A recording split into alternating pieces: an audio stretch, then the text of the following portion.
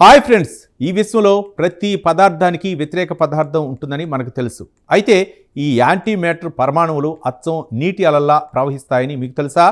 Quantum physics చరిత్రలోనే మొదటిసారిగా శాస్త్రవేత్తలు ఒక యాంటీ మ్యాటర్ అణువును అలలా ప్రవహిస్తుండగా కెమెరాకు చిక్కేలా చేశారు.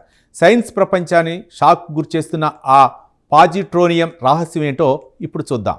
ఈ ప్రయోగాన్ని జపాన్లోని టోక్యో యూనివర్సిటీ ఆఫ్ సైన్స్ శాస్త్రవేత్తల బృందం నిర్వహించింది.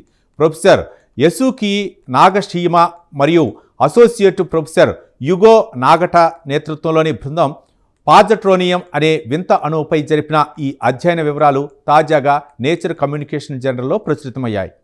అసలు పాజిట్రోనియం అంటే ఏంటి?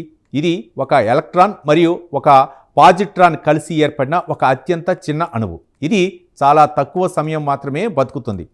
ఇన్నాళ్ళు ఇది కేవలం ఒక పార్టికల్గా మాత్రమే ప్రవర్తిస్తుంది అనుకున్నారు. కానీ ఇది కాంతి తరంగల లేదా నీటి అలలా కూడా ప్రవర్తించగలదని జపాన్ శాస్త్రవేత్తలు ఇప్పుడు ప్రయోగపూర్వకంగా నిరూపించారు.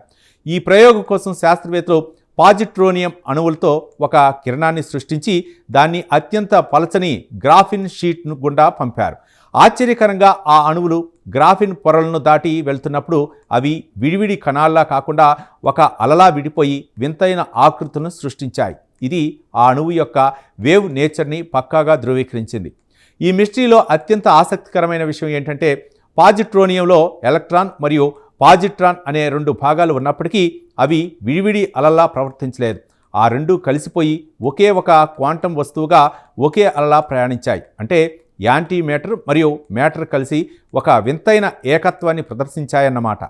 ఈ ఆవిష్కరణ వల్ల మనకేంటి లాభం?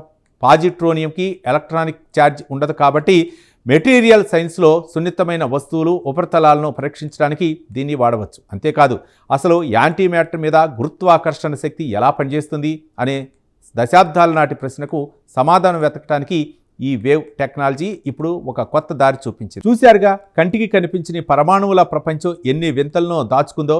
ఒకప్పుడు కేవలం సిద్ధాంతాలకే పరిమితమైన యాంటీ మ్యాటర్ అలలు ఇప్పుడు నిజమని తేలిపోయింది. ఈ క్వాంటం ఫిజిక్స్ మిస్టరీ మీకు నచ్చిందని ఆశిస్తున్నాం. దీనిపై మీ అభిప్రాయాలను కామెంట్ ద్వారా తెలపండి.